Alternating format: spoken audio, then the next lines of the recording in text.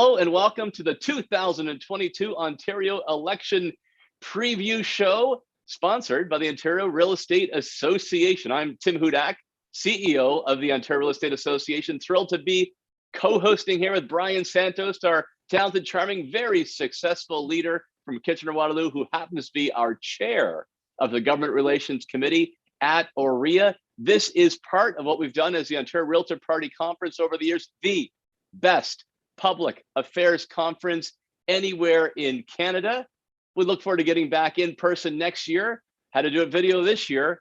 The timing's pretty good though. Only a few months until Election Day, June 2nd. So you are going to have the best insight from the leaders and those that follow them in the media of what's going to happen between now and Election Day and who's going to cross the finish line first. Brian Santos, what's your take on the exciting day ahead of us as part of this two-day series? That's right, Tim. At OREA, our motto is if real estate's your profession, then politics should be your business. What happens at Queen's Park has a direct impact on both the business of real estate and whether or not Ontarians can afford the dream of home ownership. We saw this firsthand last year when the government finally brought those types of changes into effect. At long last, personal real estate corporations, PRECs, and we saw several pieces of pro-home ownership legislation, like the More Homes, More Choice Act. So we put together this two-part series to give our members insider knowledge you won't get anywhere else on the upcoming Ontario election and how it will impact real estate. In just a few short minutes, you're going to hear an exclusive polling presentation from the CEO of Abacus Data, David Coletto. David is going to provide some insight into where all four of the political parties are sitting in terms of public support. Oh, I'm looking forward to that. Fresh numbers, hot out of the field. And right after that, folks, I get to interview Ontario Liberal leader Stephen Del Duca. I got to ask the leader of the Liberal Party, what's his plan when it comes to the housing affordability in our province? And what would his priorities be if elected as leader? Does he have the chops to take on the big job? Well, you decide and check that out next. And then after that, I get to interview the Queen's Park Press Gallery. So the best and brightest media observers, they'll peel back the curtain to tell you what's happening behind the scenes, and then also get them to make a prediction. Who's going to finish first come Election Day? And then Brian Santos, the capper, the premier of the province himself, Doug Ford, back for the fourth straight year. What's it like to manage through this pandemic? What's his plan when it comes to bringing home affordability closer for Ontario families? And how does he plan to campaign come June the 2nd? That is one action-packed show as we start out. So folks, sharpen those pencils, go warm up that coffee, and get ready for an awesome program. Back to you, Brian Santos, to introduce our first guest. Well, thanks, Tim. With voting day happening on June 2nd, the Ontario election is only 112 days away. This is a very important election for realtors across Ontario because whoever wins the June election will be making critical decisions on issues that impact your business. From new rules under TRESA to solving the home affordability crisis, the next government will have a heavy focus on issues impacting realtors. To help us unpack where the four political parties stand today and what to expect over the next few months, I'm pleased to welcome David Coletto to the program. David is the CEO of Abacus Research, one of Canada's most trusted market research organizations. David has done many projects with realtor associations, and his team at Abacus are constantly taking the pulse of Ontarians on a wide range of subjects, including politics. David, welcome to the program. Thanks for having me, Brian. Great to be here. How you doing? Very well, thank you. David, I know that you've come here today with a fresh set of polling that you've just taken out on the field. So let's jump right to it. Can your polling help shed some light into what issues are top of mind for voters and who we think is best positioned to win the 2022 Ontario election campaign? We've been looking at how Ontarians are feeling about their political choices, and we just completed a survey for OREA that looked at housing and the issue of housing as it pertains to this upcoming election. So let me get right into the data. I think the three big takeaways from the research in my presentation today are, first, the Progressive Conservatives and Doug Ford have an advantage now in terms of vote intention and how people feel about Mr. Ford versus his rivals. But I think given how still much time we have left, there are too many variables at play for us to really know how this provincial election is going to end. I think it could be very competitive. Now, housing affordability is a top issue in the province. I'm going to show you data that undeniably confirms this, as concerns about housing and the cost of living become front and center to the public of all parts of the province and across all demographics. And I think there's a clear opportunity for the political parties as they develop their policies, as they connect with voters headed into this campaign, to show that they care about this issue and to differentiate themselves from one another. So let's look at the data. Right now, when we ask Ontarians, do you want a change in government? 50% say they definitely want a change in government. Now, that might seem like a really high number, but keep in mind that back in 2018, when Kathleen Wynne was running for re-election, over 60% definitely wanted a change in government. And in the recent federal election, a similar number, 50%, wanted to see a change at the federal level. So this is not at the level yet that is deeply troubling for the Progressive Conservatives, but there's no doubt a sense of desire to see this government defeated. There's lots of people who would rather not have Doug Ford as premier, but as when we ask people how they would vote, we continue to see the Progressive Conservatives in a position of strength. 37% say they would vote PC, 28% Liberal, and the NDP just behind the Liberals at 25%. Now, compared to the last election, the PCs are down slightly, the Liberals are up substantially, and the NDP are down. And so with the kind of division on the center left of the spectrum, the PCs could go up the middle and would certainly win the most seats and may even win a majority government in this scenario. Now, when we look at the results across the province, what's important to note is the Progressive Conservative vote share is fairly consistent, whether we're looking at Toronto, the Greater Toronto and Hamilton area, East, West, or North. Where we see some differences is that the Liberals are stronger in and around Toronto, the New Democrats more competitive with the Liberals outside of that region. And so these regional breaks will become really important because they'll ultimately determine the seat makeup of the legislature and ultimately who will get to form government and whether it's a majority or minority. Now, one of the big factors that I continually see in Ontario is the difference between how younger and older voters say they're going to vote, right? If you look at this chart, among those under the age of 45, for example, the Progressive Conservatives are far less popular. Only about 1 out of 5 of those under 30 say they would vote PC, and the NDP and the Liberals do much better among this group. But if you go to older cohorts, almost about half exactly of those over 60 say they would vote PC. We know that those voters are more likely to turn out and vote on election day, regardless of the situation. That bodes well for the Progressive Conservatives. So if this kind of vote split continues by age, this remains a strength for the Progressive Conservatives and something that the Liberals and the New Democrats are going to need to figure out. Now, among those who rank housing affordability, and we'll get more into that in a moment, as a top issue, here's how their vote breaks out. You can see, again, the Progressive Conservatives still have a lead, although that lead is much smaller among this group. And I'll tell you more about who this group is in a moment.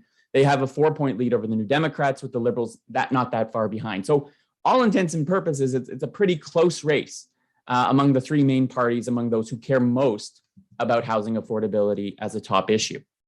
Now, when we ask people how much they know about the party leaders, why ask this question? Well, we have a new Liberal leader in Mr. Del Duca. Only 38% of Ontarians say they know him either very well or pretty well. So he's largely unknown to the majority of the population. For Doug Ford, on the other end, you can see 82% have a good sense of who he is. That makes sense. He's been premier for almost 4 years. He's well known in the province. There's not a lot that people don't know about him. Their impressions are pretty solid. But the interesting number is Ms. Horwath, the New Democrat leader and the opposition leader, right? She's been leader of the NDP for 13 years, and yet only 60%. And I say only because I think after the career she's had in Ontario politics, you'd think you'd have more people aware of her.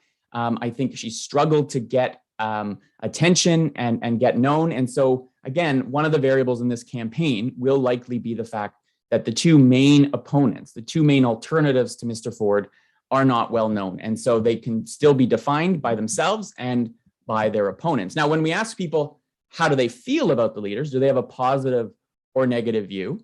One of the things to note among these results is that none of these leaders are overly positive and popular, right? Ms. Horwath and Mr. Ford have about equal numbers saying they have a positive view. Mr. Del Duca only has 20% saying they have a positive view of him. And in the case of Mr. Ford, his negatives are pretty high, just under half have a negative view of him, but they're not as high as they used to be. If you go back before the pandemic, we had negatives for Mr. Ford in the 60s. So the pandemic has softened opposition to him. I think more people have warmed to the way that he's handled this pandemic and the way he's communicated. But nonetheless, the story is none of these leaders are lighting things on fire, which again adds more uncertainty to how people might react to them when they see them up close during an election campaign. Now, issues obviously matter. And this pandemic has been like a roller coaster for people living in the province, opening and closing, and anxiety around different waves throughout. But when we ask people to rank the issues that they want the provincial government to focus most on, and we give them a long list and say, pick 3, here is the list of issues. So the rising cost of living, the pandemic still is in focus when we did this research, improving the healthcare system, long-term care for seniors, and making housing more affordable round out the top 5. 68% of adults in the province put making housing more affordable as one of their top 3 issues. And if you mix that in with the rising cost of living, broader questions around affordability, I think are going to be front and center along with, and we'll see where this pandemic is in June. I don't think the affordability crisis is going anywhere soon. Hopefully, this pandemic will be. Now, I'll also point out at the bottom of this screen that we asked specifically about wanting to see more homes built. Not a top issue, but still 4 out of 10 adults said they believe that building more homes should be a top issue, top focus for the provincial government going forward. That's an indicator of just how concerned people are about housing. Now, some people will say, well, this is an issue that really only matters in the Greater Toronto area, or maybe in Ottawa as well, in the larger cities. But what we see, what's changed over the last number of years is that the issue of housing affordability extends to every part of the province, whether you're in the north, in the south, in the east, or the west, or in Toronto, around 70%, a little less in Eastern Ontario, 61, but nonetheless, clear majorities in every part of this province say housing affordability is a top issue. And that's a signal that this issue no longer is concentrated in one part of the province. In fact, those living in southwestern Ontario and in the north are just as likely as those living in Toronto to say this is a top issue. Now, as you might expect, those who are aspiring to maybe buy a home, those who are dealing with maybe lower incomes because they're younger, are more likely to say this is a top issue. Among those under 30, for example, 8 in 10 put it in their top 3 issues. But even those who are older and may not really be, maybe they're homeowners, maybe they don't aspire to buy a home anymore, 6 in 10 of those older cohort care about this issue and think it should be important, which is again an indicator that it crosses generation, it crosses age cohort. Lastly, the politics of this issue. Now, New Democrat supporters, those who support the Liberals, are more likely to say this is a top issue, but only slightly. Even half of progressive conservative voters in 2018 said that this issue should be a top issue. So there is an audience across the political spectrum, across the province, across demographics for a conversation about housing affordability and what this government can do, whatever the government looks like going forward, to solve this issue. So when we dig a bit deeper then, and we say, okay, housing's a top issue, what does that mean? Well, a few things are worth noting. First of all, and this is a tracking study, we've been tracking these attitudes for OREA now for the past year. And as of right now, 3 in 4 Ontarians believe it has become more difficult to buy a home in the past year.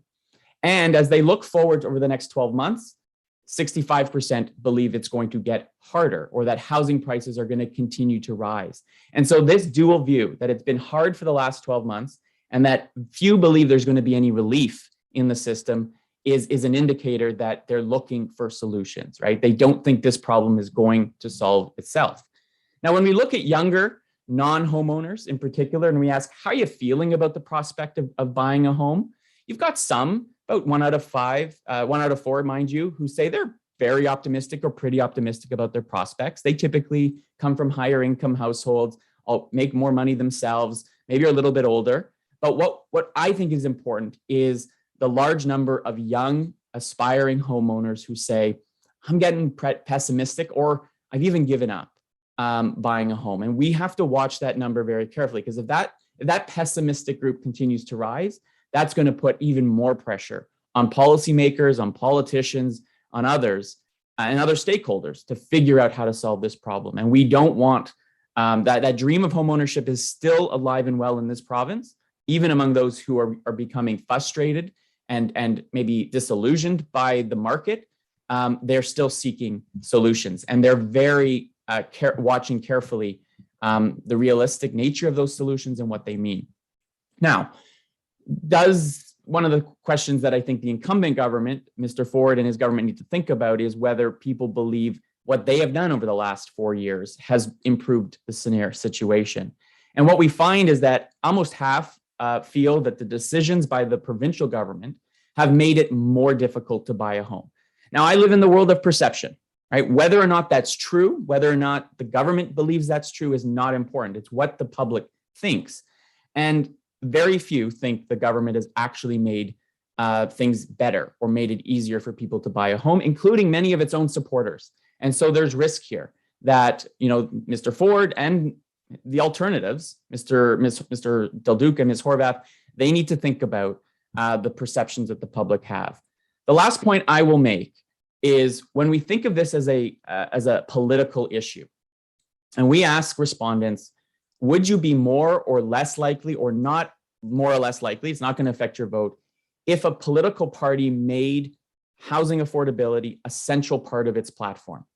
Now, 1 in 4 Ontarians, right? 10 people walk down the street, 2.5 of them, if you want to cut them up in that way, would say I would be much more likely, not just more likely, much more likely to vote for that party if they made it central to their campaign. And that is the key question, right? Do you have a set of policies that appeal to voters, that voters say, yes, that's going to help solve the solution, is step one. But I believe one of the reasons why politicians of all stripes across this country haven't connected on this issue is that we don't hear enough about it, right? We don't believe that you're putting it as a priority. And our data clearly backs that up, that whether you're talking about the government and the progressive conservatives, or you're talking about the opposition parties, no one really feels that any of the leaders care deeply about this issue and are really committed to solving it. So there's an opportunity in this data to move forward. So as I said, the current state of the race remains one in which the PCs have an advantage, but it's not a lock, and they can't coast into a re-election. It's going to be a competitive, tough-fought campaign. Mr. Ford has his liabilities. He's improved them slightly over the last 2 years, but he's still not safe for re-election. The opposition is divided, which means if there's a consolidation around either the New Democrats or the Liberals, that could spell trouble for Mr. Ford. And so how that all works out in the next few months is going to be the key political question. But there's no doubt in my mind, looking at this data and data that I've done both at the national and provincial level, that housing is not just a top issue today.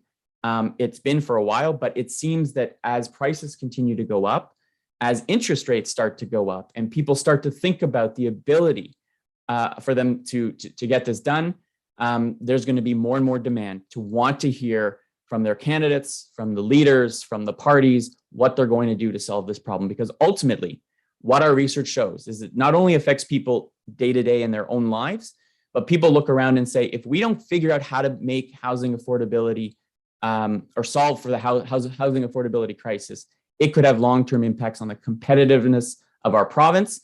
And we all know somebody who's left the province because they couldn't find affordable housing. And so this is, I think, going to be one of the big issues going forward. Brian? Thanks, David. That is some outstanding data and insight. As a follow-up, we saw housing emerge as an issue of great importance in last year's federal election campaign. Do you expect to see the cost of housing become one of the central issues in Ontario's provincial campaign as well? Yeah, Brian, I think you saw what I call almost like an arms race at the federal level for all the parties putting out, quite a bit of detail and policy around housing. If any of the parties are doing any of their polling or they're consuming this, I think they're going to have to answer the question, what are you going to do about housing? It's so top of mind to people. It's so present. And it's not just young people who want to buy a home who are wondering, what are you going to do for me? It's also their parents, their grandparents, who want to see them be able to achieve that dream. So I suspect we're going to have a lot of conversations about this in the coming months and certainly during the campaign. Excellent. David, two of the issues OREA has been fighting hard to advance at Queen's Park are lowering taxes for first-time homebuyers and ending unfair exclusionary zoning in big cities. So like in other words, making it easier to build duplexes and triplexes, call it gentle density, in areas that had only been zoned for single-family homes. What does your polling say about Ontarians' views on those solutions and maybe some others that are being considered here in Ontario? Well, I think the first point is there's broad support for a range of tools that could be used. I think, given the public's perception and understanding of the problem, they're looking for solutions. And so whether it is, for example, doubling the tax credit for the land transfer tax rebate for first-time home buyers, we find broad support for that idea. 2/3 of Ontarians say they supported, very little opposition for that idea. So providing tax relief to first-time homeowners, given the environment, is seen as something that could at least get us partly of the way there. But your point about exclusionary zoning, I think this is an emerging issue. We still see that not everybody is aware of it, but as they become more aware of it, we find by almost a 3-to-1 margin, people say, yeah, this makes sense. We should be looking for creative solutions that expand the availability of housing and land for people, and this notion that we need to protect, certain interests and the NIMBYism that sometimes comes up is something that I think is going to find a lot of resistance, because people realize, in places like Toronto and the Greater Toronto area, we're running out of land, and so we need to be more creative with how we manage density. And I do think that that's an issue that's going to become more popular over time. Last question. Based on the numbers you've seen, which of the 4 political parties in Ontario do you feel are best positioned to win on the housing affordability issue? Well, here's the thing. When we asked Ontarians, there wasn't a clear winner who they thought would do best. The New Democrats have a slight advantage, but only slight, over the Progressive Conservatives, which tells me that, and we've seen this in the past, on this issue, there's no one leader. There's no one obvious choice. And so that signals to me there's an opportunity. There's an opportunity to not only stake a flag and say, I am for the dream of home ownership. I want more people to afford to buy a home. I want more people to afford the rent that they seek to live. Looking at the full ladder of ownership.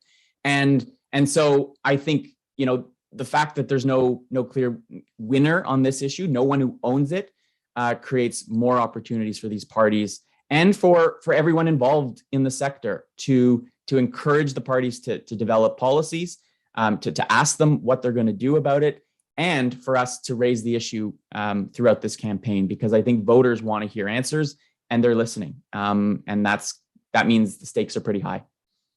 Well, it's certainly shaping up to be an exciting few months as we lead up into this June election. So it's great to get these detailed numbers and get a better understanding of what's going on in the minds of voters and who they might be supporting in June. So David Coletto is the CEO of Abacus Research. David, thanks for being here with us today. My pleasure, Ryan. Take care. Up next, our popular Queen's Park media panel. They'll join us and give you the goods about provincial politics heading into the June election. We'll be right back after this. There's so much news, there's so much media.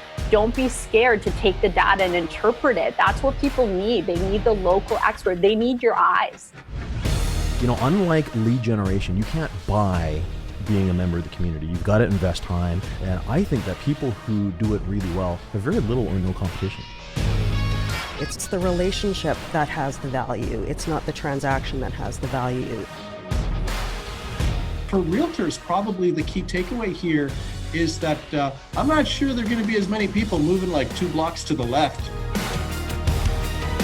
I think that's probably the future of the real estate industry, responding to disruption, but from a position of relative strength.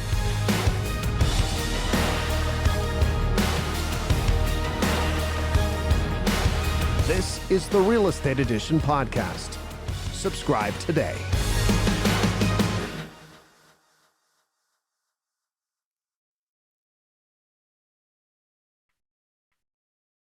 Well, welcome back. We are now part of what is always one of our most popular segments during our conferences. That is the immediate pundit panel. And we've got the best of the best for you today to give a look behind the curtains at Queen's Park and a preview for what's going to happen come Election Day on June the 2nd. Joining us from the Toronto Star, the chief of the bureau, still despite his young age, I'll call him the dean of the press gallery at Queen's Park, Robert Benzie from CTV News, Colin DeMello, and Marika Walsh back again from the Globe and Mail. Thank you all for taking the time to join us at our conference. Hey, everyone. Happy to be here. So we just had our pollster on earlier, and you've seen all the polls. Basically, they say anybody could win. Our pollster says that Doug Ford and the PCs emerging with a slight lead now, but it could be anybody's game. So, Robert Benzie, you have covered how many campaigns now? A lot. Seven, so 6, 7, 8, something. So, making your prediction from here towards June the 2nd, who do you think is in the driver's seat? I mean, obviously the premier is, if the Tories have a majority, if the election were held today, they would win, but it's not being held today.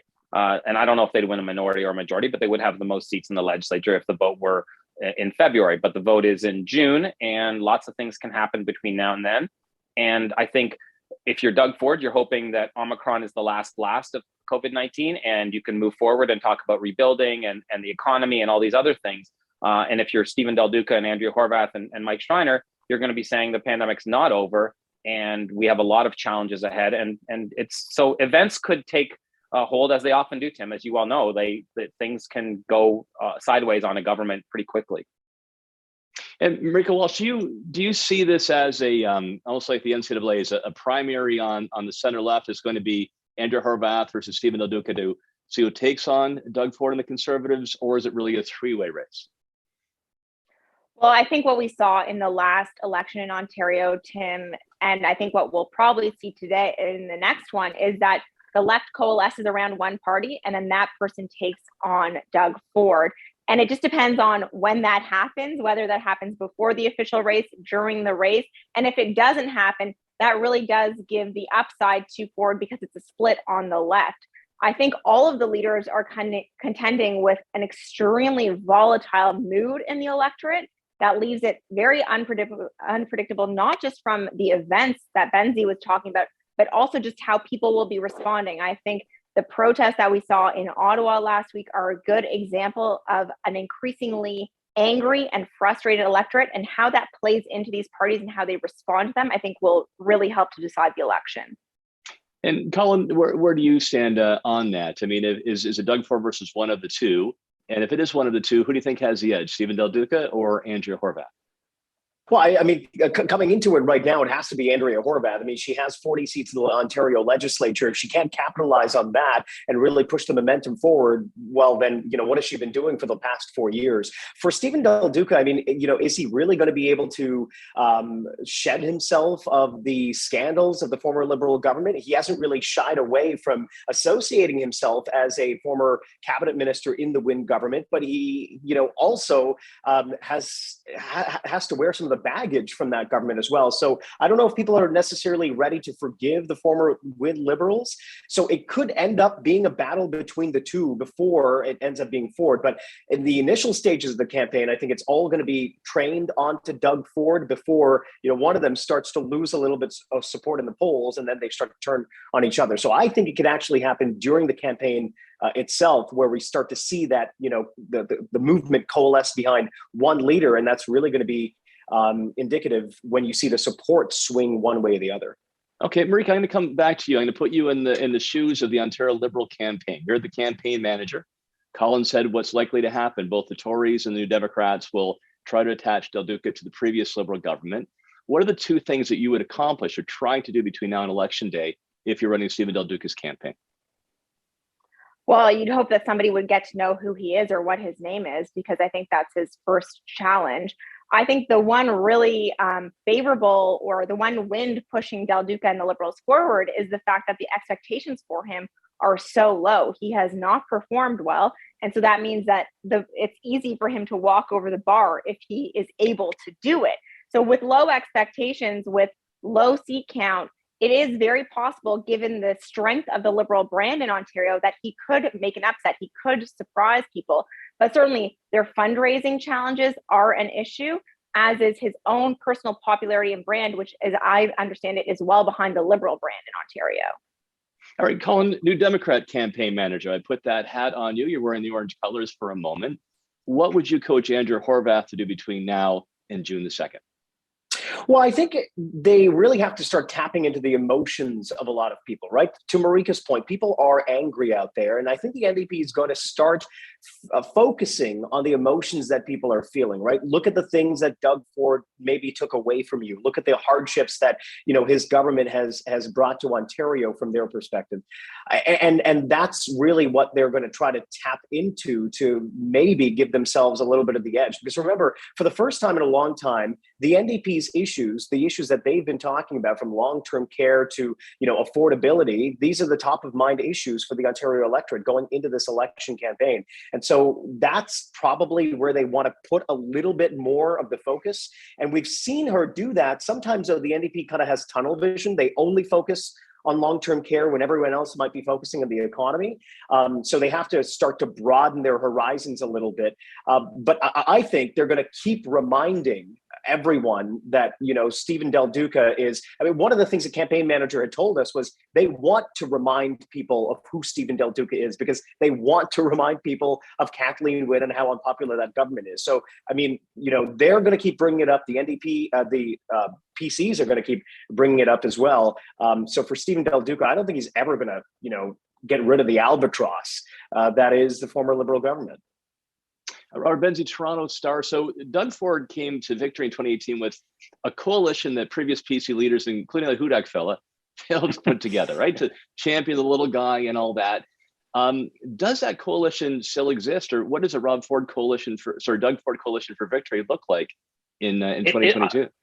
It looks a little different, I think, Tim, because a couple of things. First of all, he's not running against Kathleen Wynne. He's not running against a government that was in power for 15 years. And there isn't that fed up factor with the previous administration that you can exploit as much as you could in 2018.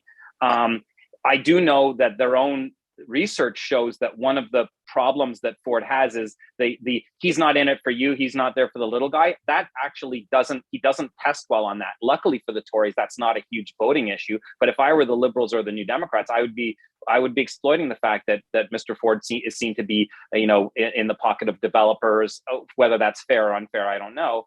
And I would push on those things, that he's not the fighter for the little guy, that is public image with the shovel out, getting people out of snowbanks and so on.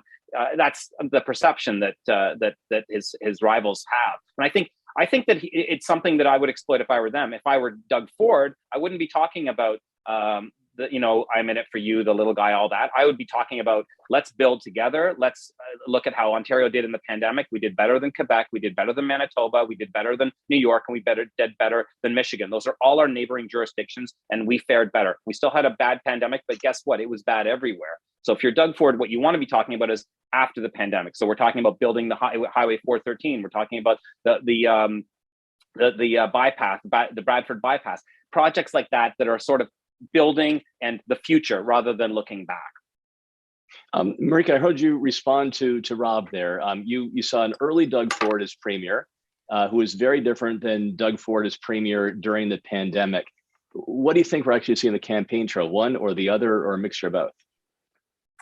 I think we're probably going to see a mixture of both. I think what's interesting about this election campaign is that, yes, the last one was only 4 years ago. It was only 4 years since Kathleen Wynne was the premier, but so much has changed and it feels like a lifetime ago. And so how much will he be held to account, for example, for the promises he made in 2018, which didn't come to pass in part because of the pandemic?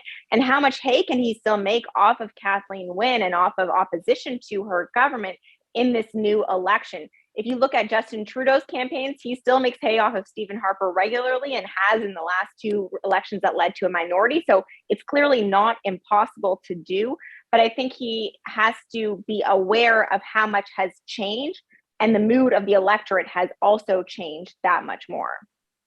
Last question for you, Colin, on sort of the horse race, and I want to get into the pandemic and housing as a major issue. The opposition leader of the official opposition, Andrew Horwath, that's usually auditioning. Do you have the chops to become premier of the province? You've known Andrew Horwath for a long time, in person, very warm, great sense of humor. How is she coming across, and how is she connecting with the average voter today? Are they seeing the real Andrea Horwath? Well, I mean, I don't know if a lot of us have been seeing really the real Andrea Horwath. I mean, because ultimately she's been spending the last kind of 4 years. It seems like she's on a negative bend as opposed to kind of a positive one, right? And that's ultimately what people might want to see, right? They don't necessarily want to see. If you take a look at Doug Ford in the 2018 election campaign, he talked about how, you know, Ontario was just this scorched earth place that nobody wanted to come to. Businesses were leaving, and that he was going to be the savior. You don't really see that with Andrea Horwath, because all she's been doing is kind of being very critical, very negative on the premier. And I think that seems to be turning a lot of people off. You've seen it in the polls over the last number of weeks, right? Or last number of months, especially in April, when the government had brought in those unpopular pandemic policies to close playgrounds and give police new powers. The electorate, they didn't go to the NDP. They went to the Ontario Liberals, because Del Duca's been trying to position himself as this pragmatist who gives Doug Ford some kudos and tries to offer some productive ideas. What we see from the NDP is a lot of negativity, and you know that doesn't necessarily bode well when you talk to the average voter, who they want to hear a bit of positivity in politics these days. Robert, I'm seeing you respond. Have you talked to the NDP campaign? Like, are they concerned about the opposition leader, Andrea Horwath, being too negative and not connecting with voters? No, I think they think she's their greatest strength. She pulls ahead of them, and she is a good campaigner. But I don't know. I have to say, Tim, this is her fourth kick at the can. And if she couldn't win, in 2018, going up against a very unpopular Liberal premier in Kathleen Wynne and a very polarizing Tory leader in Doug Ford, I'm not sure how she does this time. I don't think the Liberals are going to get 19% of the vote on June 2nd, the way that they did in June 2018. So I think she has a big challenge, and Colin is right. She has really been very negative throughout. And I know, as you've been an opposition leader, you know that the job is to oppose, and you have to be negative a lot of the time. But I think on some things on the pandemic, if I were her, I might have said, you know, here's some suggestions that the premier has that the premier has done, and good for him for doing it. We saw that with Del Duca early in the pandemic. Del Duca wrote a long letter to Ford and said, let restaurants sell booze to go, and a couple of things like that. And the Tories did that. Rod Phillips was the finance minister at the time. He gave Stephen Del Duca credit, in part because it gave the Tories political cover in case those were unpopular decisions. It turned out those were popular decisions. Del Duca got some credit, the Tories got some credit, and it looked like they were being constructive actors. And I think Colin's right that the public is looking for people to work together. And one reason why Ford is still in front in the polls, I think, is because he's worked very effectively with Chrystia Freeland, the Deputy Prime Minister, and with Justin Trudeau, the Prime Minister, on the pandemic. All right, let's move on now to the pandemic itself. Then I want to talk housing and how that's going to play out come Election Day. But that was fantastic insight. Right? I have three of you with, I think, the best take on what's happening around Queen's Park and behind the scenes. So thank you for that big picture. Okay, Marika, I'm going to start with you. We are now, mid-February, hopefully continuing the unwinding through the pandemic. To what extent do you think the pandemic is going to be an issue come June? And will any party have how they handle the pandemic as part of the ballot question? I mean, that's $1 million question, right, Tim? I don't think many of us expected Omicron to come crashing in on Christmas and to really inundate vaccinated people and unvaccinated people. Yes, there are different outcomes. Yes, there's differences in severity, but it just reminds us of how unpredictable this is and how we do not know where this is going in the next few months. That means campaigning, setting up a platform, figuring out what your game plan is that much more difficult and that much more there's much more fog around the game plan into Election Day in Ontario. And I think that will continue. I think that people want to hear hope from their leaders. They want to hear a way out of the pandemic. And so the opposition is going to be needing to be very careful in how they speak about the pandemic. I think that people don't want to hear that they're still in it and we still need to be focused on it. Yes, there needs to be a criticism or a highlighting of the challenges of the Ford government's pandemic response, but people want to look forward. They don't want to spend their time focusing on the last 22, 23 months of a lot of misery in Ontario and the rest of the world. All right, just to pursue that, Colin, so early in the pandemic management worked very successfully for a number of premiers, re-elected majority governments. Last year, not so hot. So if you are any of the parties, is pandemic management going to be part of your ballot question? For the NDP, definitely is. I mean, for them, they want to make this about the pandemic because, there have been a lot of families that have been scarred by what's been going on over the last 2 years in Ontario. And so, yes, I mean, the NDP is going to want to make this, really a referendum on how the premier handled COVID-19. But, to Marika's point, the premier is just going to take whatever suggestions are made about, the fact that there wasn't enough PPE at the beginning of the pandemic, or not enough nursing staff, et cetera, and they're just going to, toss that off to the Liberals. So it really does depend on where the mood is, but the NDP is going to make this about the past few years. I don't know necessarily about the Liberals. The Liberals seem to want to turn the page on everything. They really want to move on and talk about the future, talk about building. And definitely the Progressive Conservatives are looking at the future. I mean, Robert Benzie was alluding to this earlier. They are solely focused on where they are going to go next. The Premier has been talking about all of the long-term care homes that they're building and all of the beds that they're creating. He doesn't want to talk about the deaths that happen inside long-term care homes. It's just more of a, how are we fixing the issue that we were presented with? So, yes, the pandemic will be kind of this ballot box issue, but not in the way I think that, the NDP might want it to be. It's not going to be a referendum on the premier because Justin Trudeau ran during the fourth wave, and it didn't really end up being the ballot box question on how he was handling the pandemic. It was just one of the creatures that was alive and well during the pandemic that was impacting the campaign, but it wasn't ultimately the ballot box question. Okay, Robert Benzie, Toronto Star. So let's say the NDP does try to make that a ballot issue, that the pandemic management was poor. How does that play out for the Ford government then? They benefit as a positive, a negative, or just a wash?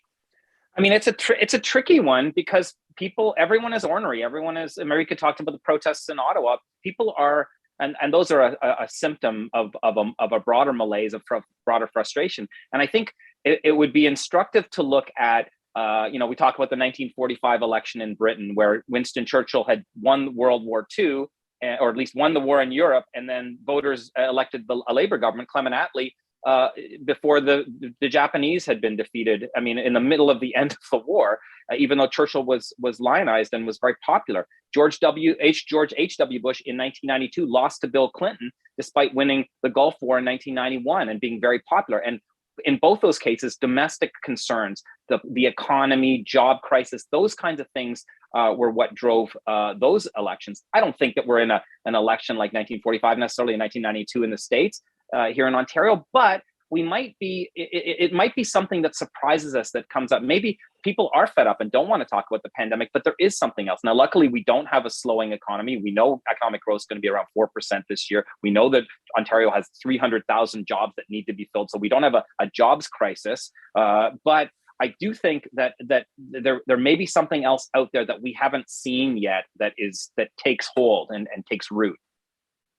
And to come back to that, I'll do that as my final question about the thing we don't see coming, and get your experience to make that prediction. So, Colin DeMello, CTV News, I'm going to start with you on our final segment here, and that's housing and home ownership. And you've talked a lot about this on CTV, how this is not just a Toronto problem; it's now a problem throughout the province. Many people thought, you know what, when I grow up, I can afford a home in the neighborhood that I grew up in, and that's fading away. How do you see housing affordability playing out on the campaign? Well, I think affordability in general, Tim, is going to be one of the biggest issues of this campaign. I mean, it already is becoming unaffordable to live in cities, unaffordable to rent in cities. Gas prices are at an all-time high. There are these constant questions about, certain generations not being able to ever get into the housing market. And so I think you're going to see a lot of strategies being presented. It will be interesting to see whether or not the PCs will be able to table legislation before the House rises, before the election campaign, to actually say, look, we're trying to get legislation through Queen's Park right now that would make housing more affordable, that would, perhaps build fourplexes or duplexes on the streets instead of single family homes. I think the PCs really like, or the Premier really likes things that are tangible, right? Instead of just talking about things that they're going to do for you, he wants to show people, look at this building that we built, look at this highway that we're building, look at all of these things that, you can actually drive on or touch or feel. And so I think that's what he's going to be focusing on. But, while the Liberals were still waiting on what their housing platform is going to look like, one of the things that the NDP has that's interesting is, giving first-time home buyers or first-time renters money to help them with that down payment. And for a lot of young people who, typically don't necessarily come out to vote, that could galvanize them to come out and stop treating their parents like the bank account and start treating the government like the bank account and trying to capitalize on that. But housing affordability will undoubtedly could be one of the key issues of this campaign. Our pollster that we used as part of this conference says, Marika Walsh, that housing affordability is a motivator, particularly for millennials and the parents that love them dearly, but wouldn't mind if their son or daughter got out of the basement to a place of their own.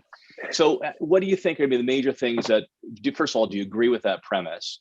And then what does your gut tell you the major things that will drive those votes? What do they have to put in their platform to attract those voters? I think this is exactly, Tim, what is actually the focus of so many people right now. Housing affordability factors into this bigger basket of overall cost of living going up. And that is what is really troubling voters, not just in Ontario, but across the country. And so it goes to, again, how these opposition parties and how the governing party decides to talk about what they are proposing. Because if the opposition party gets tripped up and spends the election just picking at the Ford government about their pandemic response and does not put forward and amplify and put a spotlight on their plans to address housing affordability, to address cost of living, then they're going to be leaving voters wanting, because voters want to be moving forward from the pandemic. They don't want to spend more time thinking about the last 23 months. They want to figure out how they will be helped, how it will be made easier or doable for them to live in the cities that they work in rather than driving 2 hours to and from work. And so again, this comes down to focusing on the looking forward, on what they are proposing government will do for them. And again, as I said earlier, that's going to depend on whether we're in another wave of COVID in the middle of this election, or whether it looks more like it's in the rearview mirror and we can be forward looking. But certainly having that housing plan is going to be critical for any party that's hoping to make inroads in the legislature or win government. So, Rob Benzie, one thing that survived through COVID, a bit of a freezing the market initially, but then housing actually has gone up as a result of COVID. Yeah. People looking for a place to call home, safety and security, a bit more space. So, I mean, it's going to continue to rise as an issue. Colin mentioned the New Democrat plan, or some features of it. What are you hearing from about the Conservatives or Liberals? What kind of ideas, policies will they put on the table on these housing affordability voters? I mean, they want to woo voters for these same reasons, but a lot of things, I mean, there are a lot of factors well beyond the control of any political party. Interest rates are going to rise in March. We know Tiff Macklem at the Bank of Canada has said that, and that's going to jolt the housing market in a different way. The pandemic has changed the housing market, as you well know, Tim. I mean, my wife is from Goderich originally, and my brothers-in-law down there can't tell me how expensive housing has gotten there. There's bidding wars on houses that used to cost $300,000, now they cost $500,000, and that's because a lot of people from the GTA have moved because of the pandemic. They've moved to beautiful Huron County, or they've moved to Halliburton, or they've moved to Muskoka area, and they live there full time, and they do their work like we're doing now over Zoom. And that has led to rising prices across the province. And it's great for the industry on some level, but it's going to be bad down the road, because it means that local folks can't afford houses because they don't earn as much money in some of these areas. And it's like gentrification or something. It has unintended consequences, I think. So I think if you're Doug Ford, you're going to be talking, or Stephen Del Duca, you're going to be talking about housing affordability, and you're going to put some stuff in the window for voters to say, there'll be some tax-free things. Remember, Ernie Eves had the land transfer tax rebates back in the early 2000s.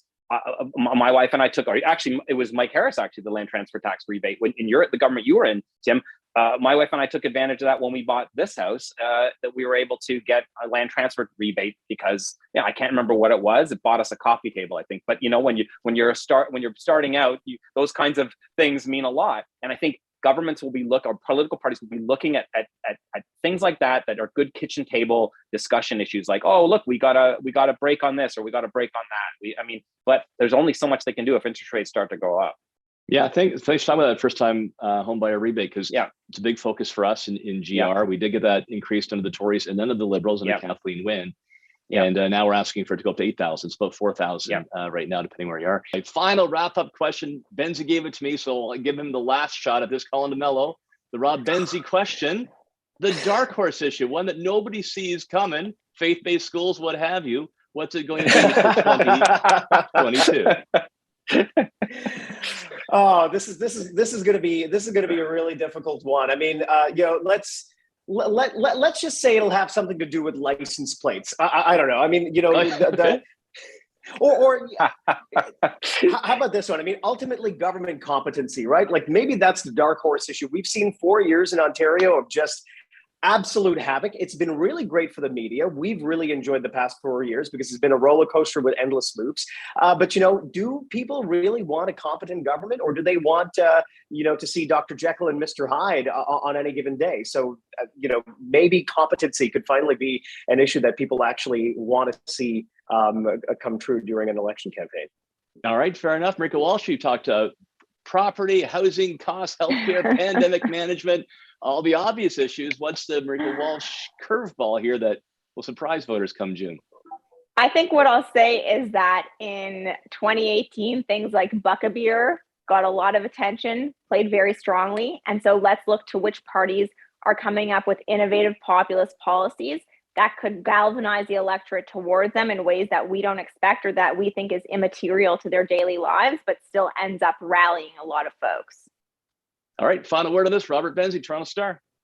Yeah, I think it's going to be a kitchen table affordability issue that perhaps we haven't thought about it. Maybe it's to do with housing, maybe it's to do with gasoline. I don't know. But I have a feeling that the one thing that everyone is talking about right now is inflation, interest rates, things like that. And people are feeling the pinch and wages aren't going up.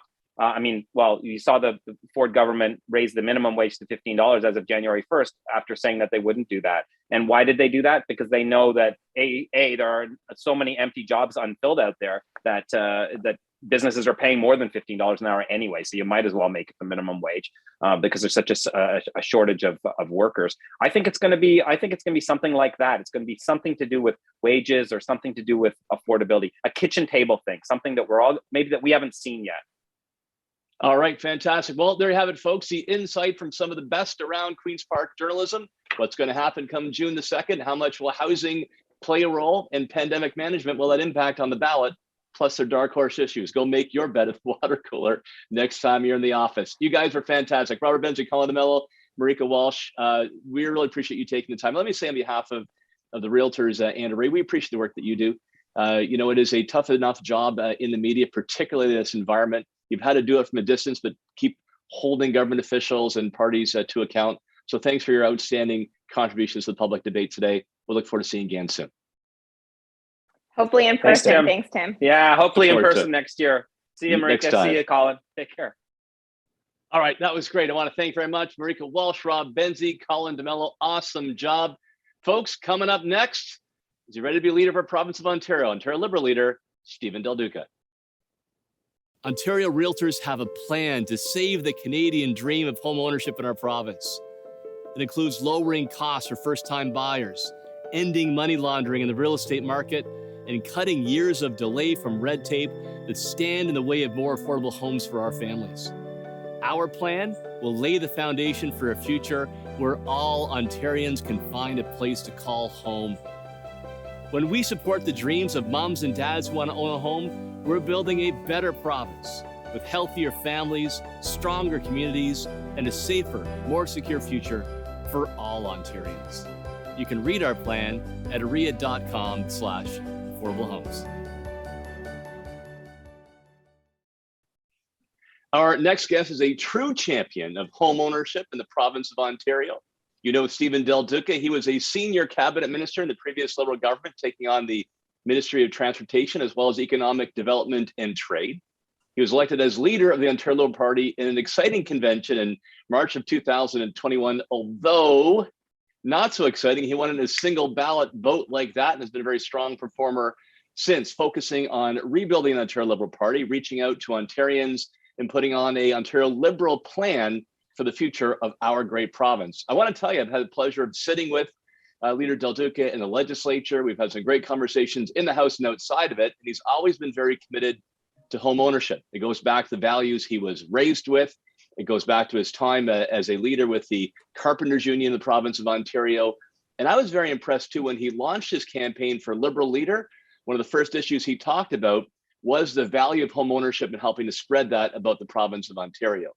And I can tell you, it's some excellent meetings with Leader Del Duca and his team as they focus on their platform and what it means for housing affordability in the province of Ontario. So we are now just a few short months away from the election campaign, June 2022. I will get to that. First of all, Stephen Del Duca, welcome back to the Ontario Realtor Party Speaker Series. Well, thanks very much, Tim. I'm so thrilled to be here with you again. Looking forward to the conversation. Always love hearing from Ontario's realtors. And I just want to say to you and your team, you continue to do a phenomenal job for your members and frankly, for our province with the advocacy that you are bringing to bear. So thanks for this opportunity. Very, very kind of you. And again, thank you for the meetings that we've had with you personally and your team on housing issues. But before we get to that, I got to ask, I'm sorry to start with this hard question here, but what's going on with your Montreal Canadiens? Like, they were the Stanley Cup final last year, almost the bottom of the league this year. Yeah. What's gone wrong with your Habs? Oh, geez, I don't even know where to begin, Tim. I got to tell you, though, one of the great benefits of being so busy this past year is that I just haven't had much of a chance to watch how abysmal they are. So it's a bit painful. But, can I just say quickly, because I know changing sports, you're a huge Bills fan. I really thought this was going to be the year. So excited to watch them perform. I think they have a bright future with quarterback Allen and the rest of the team, and I'm looking forward to seeing that. Well, I appreciate you saying that. Still feeling the heartbreak. Actually, Debbie and I and a couple of friends went to Kansas City for that game. Screamed my lungs out. Wow. Put the booster to the test, came back healthy too. It was an awesome game, and I remember that forever. Very cool. You mentioned how busy you are. I look back, 2014, man, 8 years ago, when I was leader of the PC party, and this time was focused extensively on getting out about the province, connecting with voters, going to every business opening, envelope opening out there, recruiting candidates, letting them hear your vision for the province. That was in the pre-pandemic world. So give us a taste of your experience then. How much more difficult is that to do that we're still kind of in restriction and the world of Zoom? Well, look, it's certainly different than I planned. Having won the leadership just a few days before the first lockdown in March 2020, I had the chance to tour just a little bit right after the convention, but not nearly to the extent that I was hoping to. And then, of course, thrust all of us, not just me, but not just Liberals, but all Ontarians, thrust into having to contend with such a difficult and disruptive pandemic, especially back in those earliest days when everybody was scrambling. But I look at the work that I do as a political leader. I look at the work of politics. I think there's a lot that we have that's in common with the work that realtors do. I mean, both of our businesses are people kind of businesses, people focused businesses. I think within our party, we've had the success in being able to transition to so much more of our work being done virtually, which is not unlike the work that many of your members have had to do over the past couple of years as well. I've had the chance, the honor to help build a team of candidates that I think is truly exceptional. Women and men from every walk of life who are committed to the same values that I hold dear. And so I've been relying an awful lot on that exceptional roster of candidates to hear about what's taking place in their communities to make sure that the plan that we're going to put forward is a plan that will resonate and be compelling in every corner of this province. So it's not right. It's not exactly what I expected heading into our convention, but I think we've transitioned well. And I think the people of Ontario, despite how tough it's been, are truly, truly resilient. And, we're going to get through this. There's no doubt in my mind. Well, we appreciate that you joined us last year as the new leader and now heading the campaign. But there's probably some of our 2,000 realtors watching right now who haven't had the chance to hear from you directly. So what kind of message do you want to convey to our audience about what Stephen Del Duca and the Ontario Liberal Party stand for? Well, I think the most important thing for me to convey is that, look, I came back to politics. I ran for leader of my party. I'm now running to be Ontario's next premier. Because, look, my wife and I are raising two young daughters. Many have heard me talk about my daughters extensively. I think they're a little bit tired of hearing me talk about them, but I love talking about them because our older daughter's in grade 9, our younger daughter's in grade 5. I think back on the life that I've had here, being born in Ontario, growing up in this province with parents who came from different parts of the world, parents who met here, fell in love, and did everything, like literally sacrificed everything so that my brothers, my sister and I, that we had every single opportunity.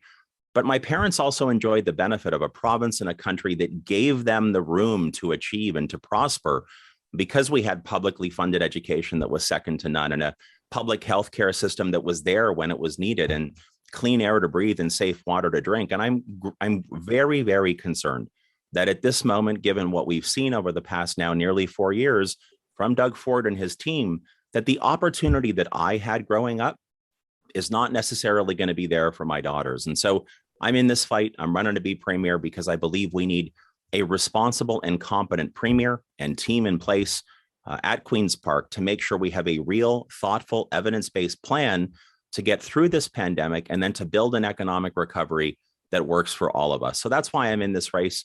And really, with the work that we're doing to assemble that team I talked about a second ago and a plan that really is going to be compelling and relatable for people, I think we're on the right track. But my values are the values that were passed to me by my grandparents and by my parents. They're the values my wife and I are trying to give to our daughters about you work hard, you sacrifice, you do what needs to be done, you play by the rules, and you should have every opportunity to succeed. One of the challenges an opposition leader faces is getting their message out. The microphones come in your face from the media. What do you think about what the premier said? You've got pandemic news every day. So let's put that aside for now. If there's 2 or 3 things that you want to be talking about between now and election day, what would they be? Well, first, one of the things that's been so important to me, and you touched upon this, the traditional role of an opposition leader is just to be critical and just to oppose. But from the very beginning, I've said to my team, we can't just oppose, we have to also propose about where we think the government should be doing better, where we think we need to go as a province. And so that is the work that really has taken up so much of my time, and gladly so, with a lot of the positive suggestions that we've tried to constructively bring forward. I've reached across party lines I've lost count how many times I've sent letters to the premier. I've reached out to him and Andrea Horwath and Mike Schreiner. I've done my best to try to lead collaboration here. I really, truly believe Ontarians want to see a new kind of political leadership that isn't afraid to collaborate, that isn't afraid to recognize that other parties and other leaders sometimes have good ideas. That shouldn't diminish any of us. It should actually strengthen our entire province. And so, this combined with just keeping our heads down and working as hard as we possibly can, both myself and our team of candidates, to me, and I learned this a long time ago, Tim, there's no shortcut to success. You know this. Your members know this. It's just literally about the relentless hard work, because you're focused on such an important goal, which is to build an economy that truly does support each and every one of us, regardless of where we live, regardless of what our circumstances are. And again, the team that we've assembled is so exciting for me to watch. It's the single greatest turnover and renewal of talent in the Ontario Liberal Party's history. And we are a team that, should we earn the honor of governing Ontario on June 2nd, we're a team that's going to be ready to start the important job of recovery on day one. No, thanks for that. It's true. It is nice to hear a tone about what you want to propose instead of simply the knee-jerk opposition that often happens in our politics. I love how you talk about your daughters, and our daughters are similar in age. Miller's now in grade 9, Maitland's in grade 2, so slightly younger than your second, but same thing. I wonder, are they going to be able to afford a home someday?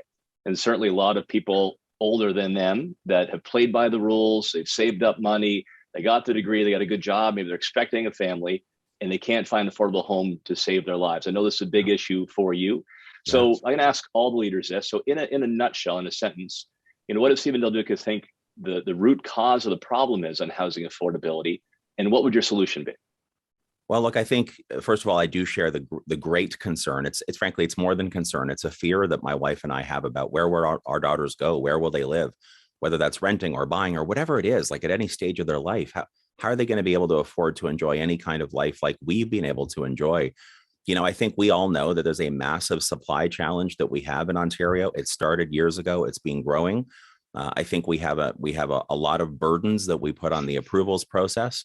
I think that we, despite the fact that we try to come up with good ideas, and this is all levels of government, I think sometimes we miss the plot because we add additional burdens, because we add additional items or mechanisms that, for the best of intentions, might actually slow down what we need to do. I think we're at the point now where we need to completely forget about nibbling around the edges or just sort of adjusting the margins. I think we have to have a really frank conversation about the kind of bold solutions we're going to need. And some of those conversations, Tim, might need to be a little bit uncomfortable for some of the people that we have and levels of government that we have in the system. I think we all have to recognize every level of government and others have perhaps inadvertently made a tough situation an awful lot worse. So right now, we're continuing to talk to all of our partners, including you, Tim, and your team at OREA and so many others, about the kind of housing plan that will actually work, that will be bold enough to actually work and make life for your kids and my kids a little bit more affordable in the years to come. And I'm looking forward to releasing that plan. But I just want to stress that we are well past the point where we can simply think a few changes here and there is going to be good enough and we can kick this ball down to the field to the next government to come after or some future generation. The crisis is here. We're in the middle of it right now, and we need to move heaven and earth to fix it. No, and thank you for involving OREA in the formation of that plan. And we'll offer a ready stage when that plan is to be released about how to help bring affordable home ownership closer to hand for sure. Thank you. And I was thinking back too, while you joined us last year remotely as leader of the Ontario Liberal Party, 2 years ago, you were there live in person at our conference, and we hosted a debate for the then Liberal candidates are running to succeed Kathleen Wynne. And you stood out among the Liberal candidates because you said that you would not allow a land transfer tax outside of the city of Toronto. Deeply appreciate that. Just makes things more unaffordable. Since then, others have suggested we need other taxes like a foreign buyer's tax, a vacancy tax.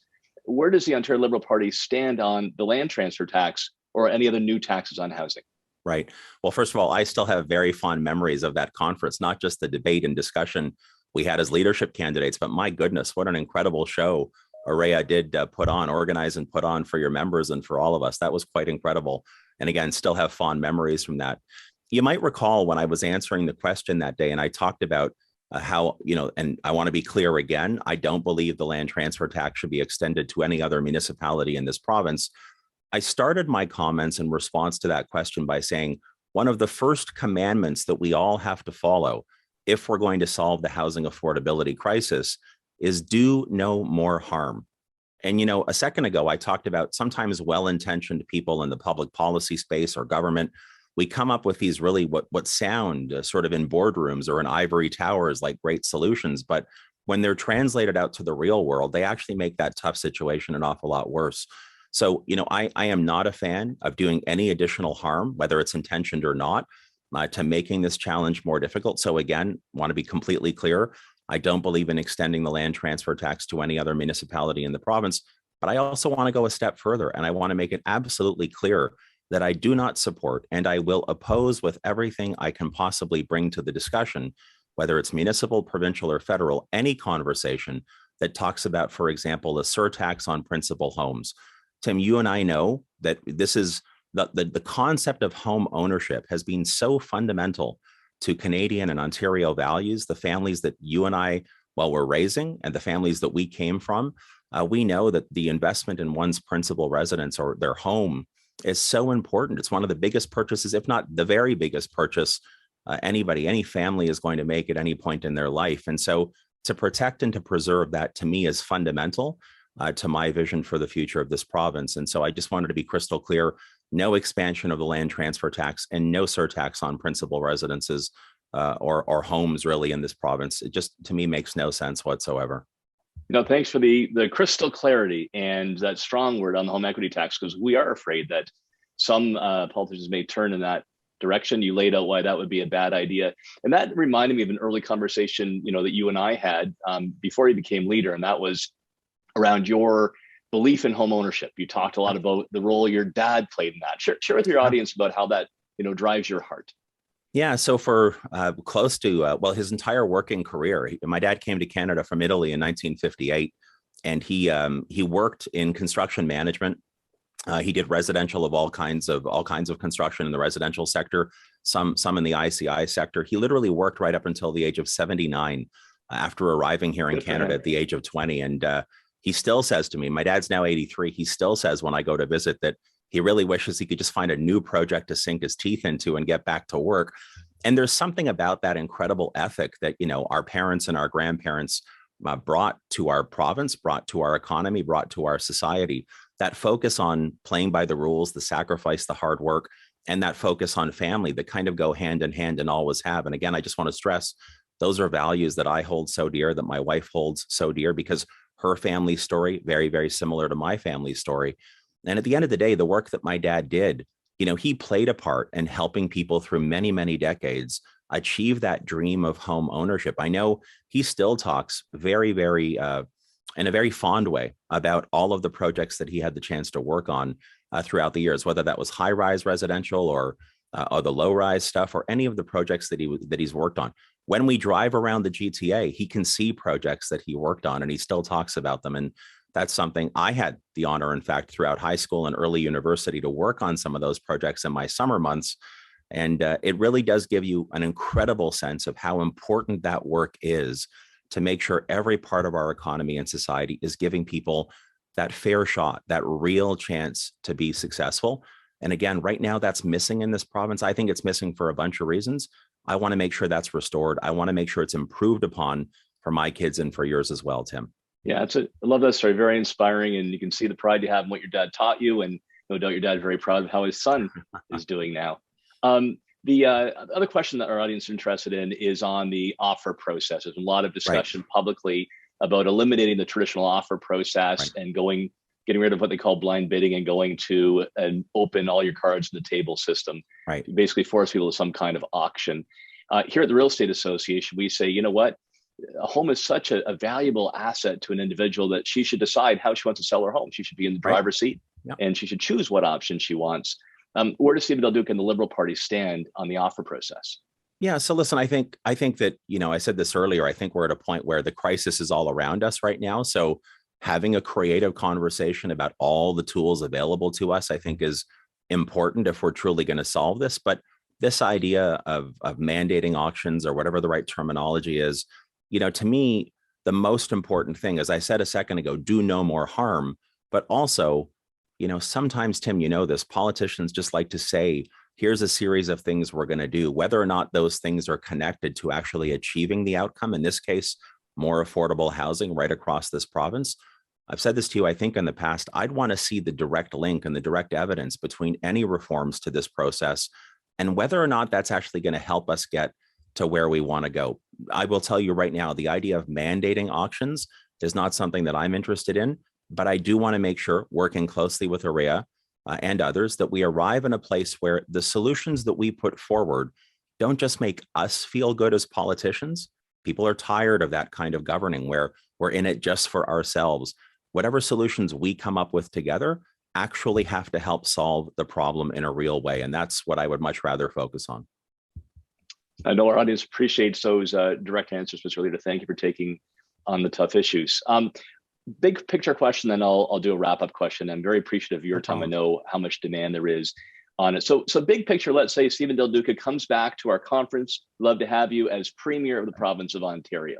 What major things will you have put on the table? Let's look past the pandemic, but in terms of the new economy we're seeing, greater uses of technology, a bit of distrust in voters. What we did see in the pandemic was government can, when it puts its focus to things, get big things done. So what will you be boasting at on our stage if you come back as Premier of the province? Well, I look forward to that opportunity, and you can bet that I'd be back for sure. And so let me just say, I think one of the things that we've learned during this pandemic is that leadership does matter and experience matters, and having a responsible and competent individual in the Premier's office is really, really important. Having a responsible and competent team on the field is also really, really important to make sure that the challenges that we are going to face, that we face right now, that have really been exposed to us, because COVID really has revealed some of the fundamental challenges that we have in this province. To me, the job of Premier, obviously, you face an awful lot of challenges, but the two twin pillars upon which everything else is built in our province, publicly funded education that is exceptional, that is resilient, and universal public healthcare that, again, is also exceptional and resilient. And I keep using the word resilient because I think that we've learned during this pandemic that despite the multi-billions of hard-earned tax dollars that we collectively invest in these systems, that there are cracks. There are cracks that have been kind of exposed over the past couple of years. The systems have not been resilient enough. Watching the ICUs fill up at various points during the pandemic and realizing that in a province of 15 million people, that when you get to 700 or 800 ICU beds, that the system suddenly is kind of crumbling. To me, that's not good enough. We need to figure out how we can support our frontline doctors and nurses, how we can make sure people get exceptional care close to home, and that we're able to transition through future crises without having to say we're going to delay 8 to 10,000 essential surgeries every single week. And similarly in schools, I mean, I watched with a breaking heart as my daughters were in that whiplash back and forth, schools opening and closing. I know it was tough for families and for kids right across this province. Learning, both for our economy and for our society, is essential, and it cannot be interrupted. So we need to make sure that we are supporting frontline workers, our teachers, making sure our schools are in a state of good repair, making sure kids with special needs and mental health challenges get the support they need. If those two twin pillars are functioning the way that we deserve them, we deserve to have them functioning in this province, Tim, I think everything else, including our economy, flows from there. I just really want to point out one last thing on the economic recovery. Sure. We need to make the right kinds of investments. We have a good track record in Ontario of being able to produce prosperity, and those top line economic numbers looking really good.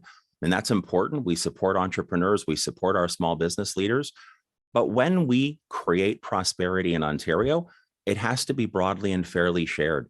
Everyone has to have that shot, regardless of when they got here, regardless of what part of the province they live in. To me, an economy that works for all of us is essential to our future success and to once again uniting the people of Ontario, which I'm very, very keen to have the honor to do. Well, thank you for that. Final question for you. So you told a very heartwarming story about your dad. You care deeply about your daughters. You talked about what you hope for them.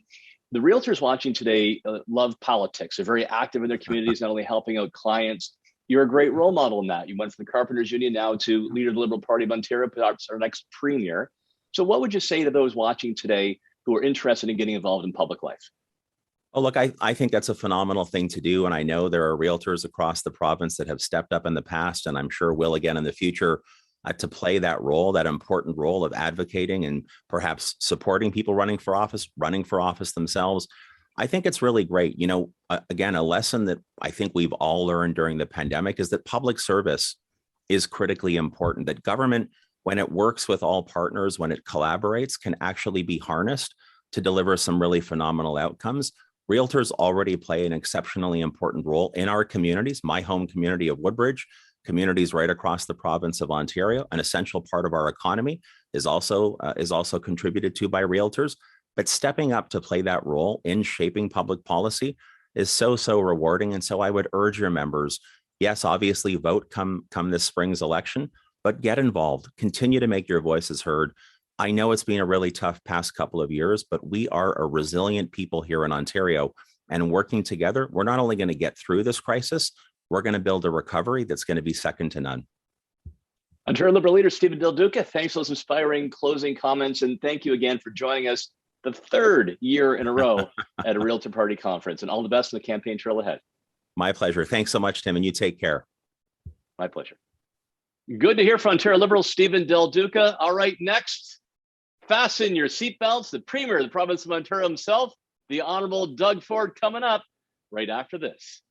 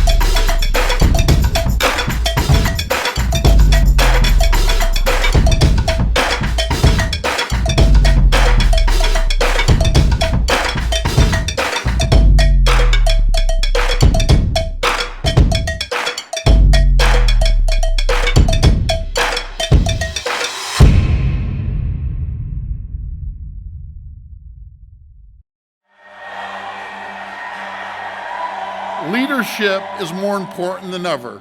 We all know that for too many people in Ontario, life can be tough, especially in the GTA. It's been challenging for families to live affordably. For years, it's been too hard for families to find nice, affordable place to live. It's too difficult and too expensive to find a home right across Ontario. The number of homes that are available to rent or to buy hasn't kept up with the demand, and prices are often just too high. Those days are done, they're gone, things are going to change, and help is here. Our government promised we would remove the barriers to home ownership. Making sure people have a place to call home is good for towns and cities and good for the economy. We're ready to do what we can to help you, to help people find a nice place to call home, a nice place that they can afford, because people deserve nothing less.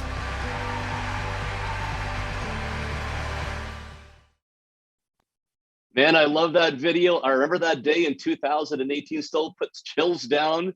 Nice find. Premier Ford, the first premier, by the way, to ever appear at our Realtor party conferences, and now back, not for the second, not for the third, fourth straight year. I'm very pleased to welcome back Premier Doug Ford. Of course, you know him. He became leader of the Ontario PC Party in 2018. A few months later was in a general election and brought the Conservatives into a majority government. His main goal, get our economy back on track, control government spending and invest in our future. He's on that path for sure. And then managing through what has been the most demanding health and economic crisis that our province has ever seen. And importantly to us watching at home today, the words he spoke about in 2018, he walked the walk. He has delivered with new legislation, the Trust and Real Estate Services Act, that raised standards to the highest in North America when it comes to professionalism and discipline. He brought in personal real estate corporations who are realtor members. Over 10,000 have taken advantage of that to invest back in their businesses and hire more people, and also has focused on housing affordability and increasing supply, including a housing affordability task force, of which I have the honor to be one of the members serving. Premier Doug Ford, welcome back to our Ontario Election 22 preview. Well, thanks so much, Tim, and it's great to be back. And I'm looking at that video. I'm thinking, who would have ever guessed we'd be going through what we went through? And I probably look a few years younger than now. But it's great to be here. And I just want to say before we begin, Tim, I want to thank you personally for all the work that you've done at AREA, and a special thank you to all the realtors you represent for their professionalism and dedication through these challenging times. And I know for a lot of people, a home is the most expensive and important asset they'll ever invest in. They depend on the realtor to support them. And I remember my first realtor when Carla and I met the lady 30 some odd years ago. Boy, that's a long time. And I know day in and day out, Ontario's realtors are there for Ontario's home buyers and sellers to represent them. And they're the greatest group anywhere in North America. They really are. They're all champions. Well, Premier, appreciate you saying that. You've been very kind. I said thank you for walking the walk as well from what you committed to back in 2018. And we're going to talk a bit about the pandemic. We'll talk about housing affordability and, of course, the campaign coming up in June. But most importantly, how are Carla and the girls doing? They're doing okay. Everyone can't wait to get out of this whole situation we're in and get the freedoms back and so on and so forth. But they're doing well, and thank you for asking. And I'm sure your family's doing okay. Yeah, thanks for asking about that. Girls doing great. Deb's doing well. Miller's in high school now, grade 9. That's kind of I can't believe a that. bit of a shocker to me. Oh my goodness! I know, but she went to an all-girls school because the boys were too crazy. So that's okay for now. I'm getting, So you mentioned about the girls and the family, and they do keep us grounded. They keep us focused on reality. And I have to ask you, we appreciate your strong leadership through the pandemic. I cannot imagine the weight on your shoulders. And ultimately, leadership is a very lonely position. You'll have your advisors that say one thing, you'll have advisors that say the other. You hear from your cabinet, your caucus, and the people, and then you've got to make the call. So help me understand, how do you make that call? What do you do when you've got to make those most difficult decisions, and how do you deal with that kind of pressure?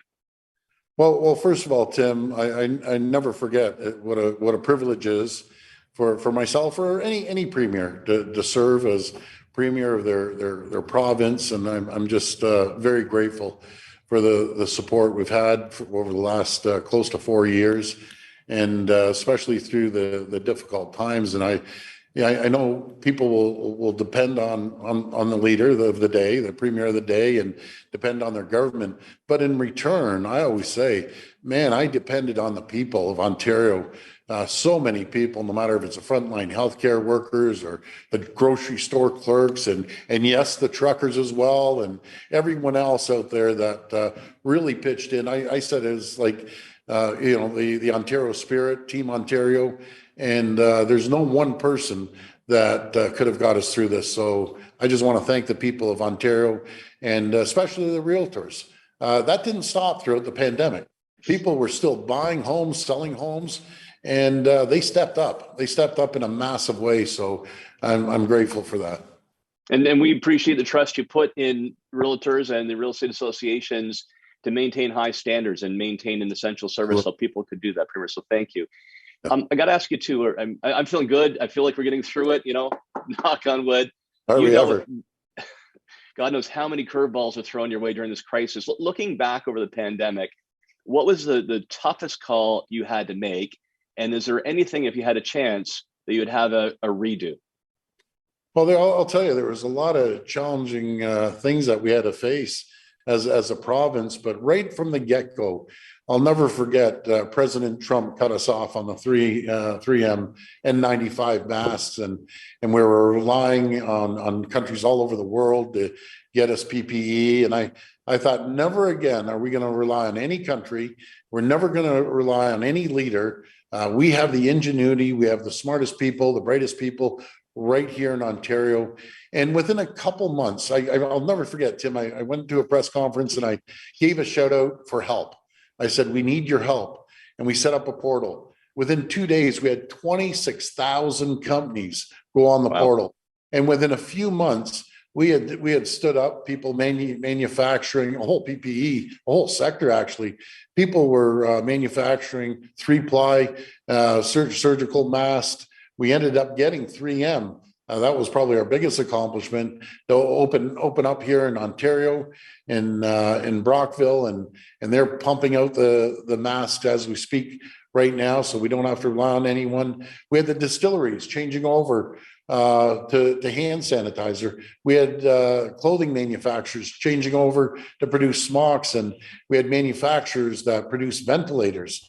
And so that was just critical. So as we stand now, we'll never have to rely on anyone that hold us hostage, because we found out real quick, when a crisis hits the world, it's every country for themselves. I found out that real quickly. So, but we stuck together as a country. I'll never forget Alberta sending us a truckload of ventilators, and vice versa. We were sending nurses, and everyone was pitching in. Greatest country in the world, greatest province anywhere, right here in Ontario. Premier, we're 112 days out from the election on June 2nd. That is going to race by. When you see yourself in the campaign trail, what are the top 2 or 3 things you'll bring back to the people to say, here's what Doug Ford and the government have accomplished for you? Well, I always look at the economy. It's absolutely critical. That's obviously tied into housing too. Now, we really built a strong foundation for an amazing economy. I always say, as we get through this is going to be like the Roaring 20s. I'm a strong believer in building infrastructure, and we put $145 billion into building roads and bridges and highways. We're going to be building the 413, the Bradford bypass, Highway 3, right across the province. We're building, and that is absolutely critical. We've created an environment for companies to come here and thrive and prosper and grow. And I always say, Tim, when companies thrive, prosper, and grow, so do the people. It's an employee's market. Our biggest challenge right now, everywhere I go in Ontario, there's a sign in people's window, help wanted. And we need more people. So to put this into perspective, when we took over office in 2018, the economy and the jobs were leaving Ontario in the droves. We had lost 300,000 jobs because at the time, the previous government, they just weren't competitive, no matter if it was high hydro rates or red tape and regulations. There's no company that wanted to come here. And within 18 months, we had created 307,000 new jobs, creating that environment every day. My Minister of Economic Development, Vic Fideli, sends me a list over of new companies coming here by the droves. Again, I called him the other night and I said, Vic, you better get on the plane, a cargo plane, start loading people up around the world and bring them here, because we need skilled and unskilled workers to come here and help us out. Our economy is strong. It's going to be booming, and I just can't wait. I really, really can't wait. Those days will race by. I mentioned that video at the beginning and how it impacts on me, because not only was it the first time we had a premier at a conference, but importantly, I really liked how you connected on the values of home ownership, what it does to people, how it drives them as human beings. And when you watch a politician, you can tell when they're reading a script or when it's hitting them in the gut.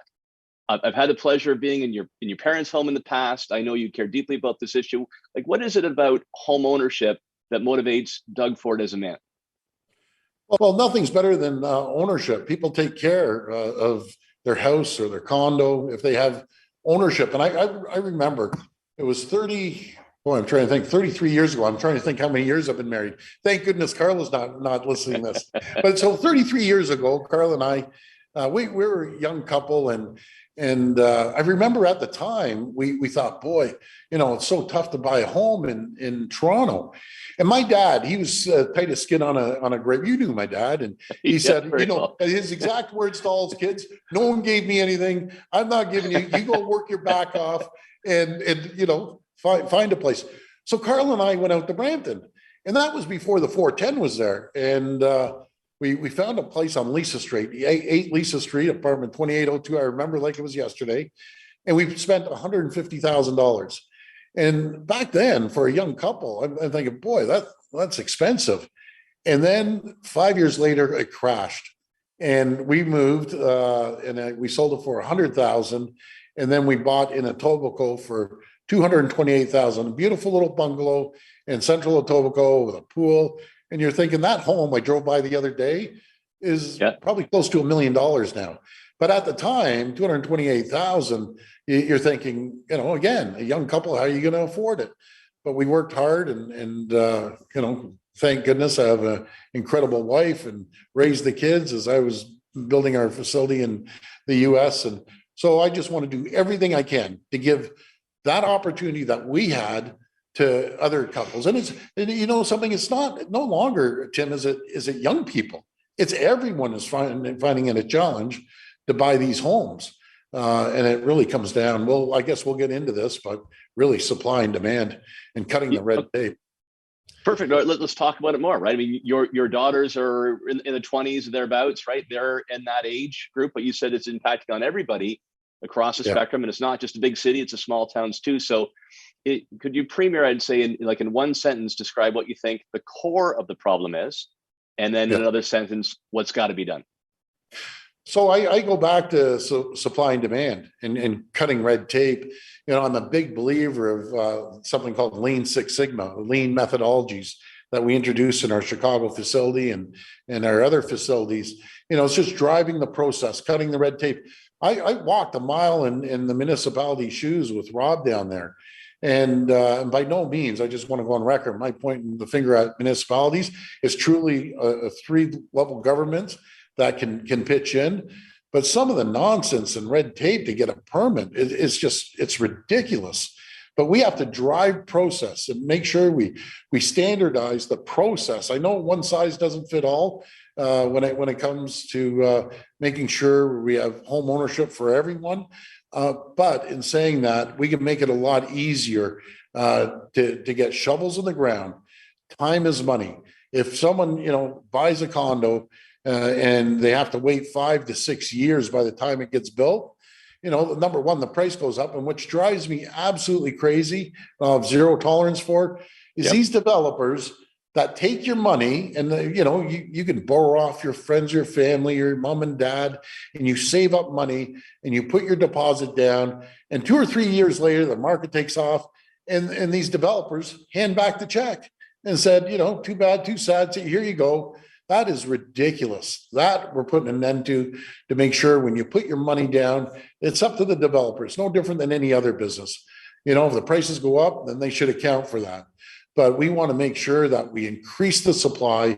We want to make sure we give the tools to the municipalities and get support from the federal government as well to make it easier. Number one, to cut through the red tape and standardize and make sure they have building permits in a timely fashion that someone could actually track where their permit is. I used to call the carousel, would just go around. You know, you put your comments in and it would go around and around and you never get an answer. So we're streamlining it. We had a great meeting with municipalities and we're going to make sure we increase the supply.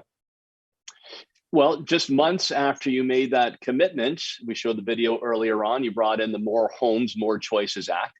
It has made a difference. We loved it too, because 10 of the things we suggested, you put in the legislation, and Minister Steve Clark's done a phenomenal job in carrying through on that. We appreciate his work and leadership. And it paid off, right? You had the biggest increase in housing supply in over 2 decades in the last year and 2 years. That's right. The question is, we still got a ways to go. So what do you see coming down the track next when it comes to increasing housing supply and choice? Well, you're right. First of all, Minister Clark's done an incredible job. And since we passed that bill in 2021, we saw 100,000 housing starts. That's more than we've ever seen in 30 years. And then another 14,000 rental units being built, which is absolutely critical. Since 1987, we've never seen that. But it goes back to what I was saying earlier, Tim, is making sure that we work with the municipalities, give them the tools that they need to put in their toolbox to cut the red tape, get shovels in the ground, and get things moving along as quickly as possible. But the most important thing is assuring that we get these permits out the door as quickly as possible and working collaboratively with the federal and the municipal governments. I think a lot of our members too, and I like what you said about protecting those consumers who get ripped off by developers that move off with the checks and they lose their chance to get a home. And you've brought in high standards for realtors. We'd love to see the same thing, builders. So we can help in any way. We'll be there at your side, Premier. Yeah, the party's over for those guys who do that. That's it. Glad to hear it. Yeah, good to hear it. So the other, some others say a different solution than you did. You're saying a supply. Others say we should put more taxes on homes. The way to affordability is to increase the land transfer tax, expand that outside of the city of Toronto, tax on foreign buyers, tax on vacant homes. Can we truly tax our way to affordability? Where does the PC party stand on extending the land transfer tax out of Toronto or other home equity taxes? Well, I think that's the worst thing we could ever do, Tim, is continue taxing people. You know, you take money out of people's pockets, they aren't going to go out there and spend like they usually would spend.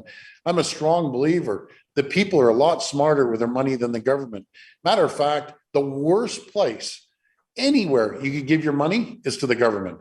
I don't care if it's municipal, provincial, or federal. You know, if you can avoid giving money to the government because they waste it. It's very simple. I'd rather put money into people's pockets, and they're going to be able to go out there and save and maybe put an addition onto their home or buy new furniture, stimulate the economy. And that's exactly what we did when we came into office. You know, the media was saying, well, you need to raise taxes. I said, that's the worst thing you could do. So we did the opposite. We didn't raise taxes. We reduced taxes, put more money into people's pockets.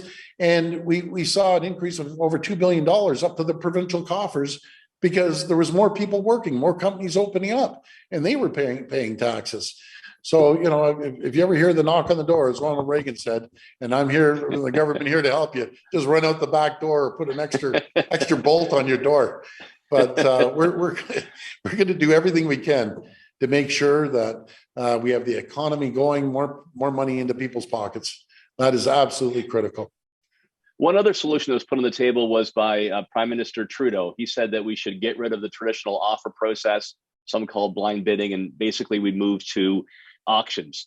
And at OREA, we say, you know what, the homeowner should be in the driver's seat. She should decide if she wants to use an auction, the traditional offer process, sell it to a family member, just give them that choice.